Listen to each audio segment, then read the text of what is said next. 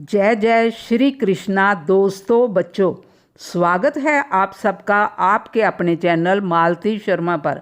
आज हम बात करेंगे अहोई अष्टमी के बारे में। हिंदू धर्म में अहोई अष्टमी का बहुत महत्व है। अहोई माता पार्वती माता का ही एक रूप है। ये व्रत माताएं अपने संतान की लंबी उम्र के लिए रखती हैं। अहोई अष्टमी का व्रत कार्तिक कृष्ण पक्ष की अष्टमी के दिन रखा जाता है। जिन लोगों को संतान नहीं हो पा रही उनके लिए भी ये व्रत विशेष माना जाता है। जिनकी संतान गर्भ में ही नष्ट हो जाती है उनके लिए भी ये व्रत बहुत मंगलकारी है। इस बार 2023 में ये व्रत 5 नवंबर दिन रविवार को रखा जाएगा। ये निर्जला उपवास है। शाम के समय तारों को या चंद्रमा को अर्घ देकर इस व्रत का पारण किया जाता है। सुबह स्नान कर माताएं व्रत करने का संकल्प लेती हैं। शाम को दीवार पर अहोई माता का चित्र बनाया जाता है और जहाँ बाजार से बना बनाया खरीद कर टांग कर पूजा कर सकते हैं। उसके आगे एक पटिये पर थोड़े से अक्षत रखकर 2 करवे या लोटे जल भरकर रखना चाहिए। एक करवे का जल रात को अर्घ देने के लिए और दूसरे करवे का जल दिवाली पर तक रखते हैं। दिवाली के दिन सुबह उस जल से सब लोग घर के मुंह धोते हैं। पटिये के सामने छोटी छोटी 2 या 4 मटकियां लेकर उनमें मठरी मिठाइयाँ भरकर रखें, दीपक जलाएं, पूजन करें और फिर अपने बच्चों को प्रसाद दें। अहोई माता के सामने इस दिन 2 मूली और 2 गन्ने भी रखे जाते हैं और रात को तारा देखकर अर्घ देकर व्रत खोला जाता है। कहते हैं कि जो कोई व्रत ना कर सके वो शाम को पूजन कर इस कथा को ही अगर सुन ले तो उसको भी वो ही फल मिलता है जो व्रत करने वाले को। पूजन के बाद घर के बड़े बुजुर्गों के पैर छुए और आशीर्वाद लिया जाता है। अब मैं आपको कथा सुनाती हूँ। कथा इस प्रकार है कि किसी नगर में एक साहूकार रहता था। उसके 7 बेटे थे। दिवाली आने से सिर्फ 7 दिन ही बचे थे और घर में साफ सफाई का काम चल रहा था।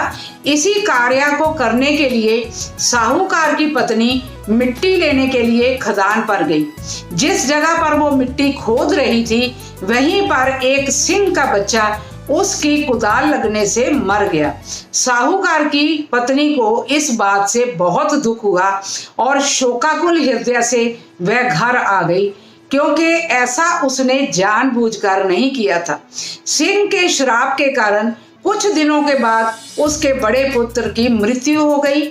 उसके बाद पूरे साल में उसके एक एक करके 7 पुत्रों की मृत्यु हो गई। अपने सभी पुत्रों की मृत्यु के कारण साहूकार की पत्नी बहुत दुखी रहती थी। एक दिन उसने पड़ोस में रहने वाली स्त्रियों को अपनी कहानी सुनाई। उसने उनको बताया कि उसने जानबूझकर कोई पाप नहीं किया, लेकिन अनजाने में उसके हाथों एक सिंह के बच्चे की हत्या हो गई, जिसके कारण उसके 7 पुत्रों की मृत्यु हो गई। पड़ोस में रहने वाली एक वृद्ध महिला ने उसको दिलासा दिया और कहा कि तुमने प्रायश्चित कर लिया है बेटा, जिसके कारण तुम्हारा आधा पाप तो नष्ट हो गया है और आधा जो बचा है उसके लिए तुम अहोई अष्टमी का व्रत करना और उस दिन अहोई माता का चित्र बनाकर साथ में सिंह और उसके बच्चों का भी चित्र बनाकर पूजा करना और क्षमा याचना करना। तुम्हारा जरूर कल्याण होगा। वृद्ध स्त्री की बात मानकर साहूकार की स्त्री ने अहोई माता के दिन अहोई माता का चित्र बनाकर पूजन किया और व्रत रखा।